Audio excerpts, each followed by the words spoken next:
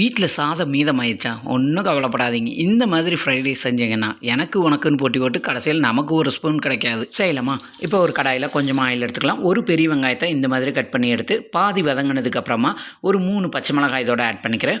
ஒரு கேரட் தோல் சீவிட்டு இந்த மாதிரி கட் பண்ணி எடுத்துருக்கேன். கேரட்டை சேர்த்துட்டு கொஞ்சமா தேவையான அளவுக்கு உப்பும் சேர்த்து, கேரட் நல்ல பாதி அளவு மட்டும் வதங்கட்டும்.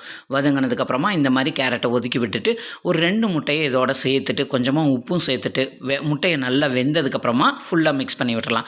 இது கூட 1 டீஸ்பூன் சோயா சாஸ், ஒரு அரை டீஸ்பூன் அளவுக்கு மிளகுத்தூளும் சேர்த்து நல்லா மிக்ஸ் பண்ணி விட்டுறலாம். இப்போ மீதமான சாதத்தையும் இதோட சேர்த்துட்டு கொஞ்சமாக ஸ்ப்ரிங் ஆனியன், கொஞ்சமாக உப்பும் சேர்த்துட்டு நல்லா மிக்ஸ் பண்ணி விட்டுட்டு அடுப்பை லோ ஃப்ளேமில் வச்சு ஒரு 3 நிமிஷம் சிம்மில் வச்சு ஸ்டவ் ஆஃப் பண்ணிடுங்க.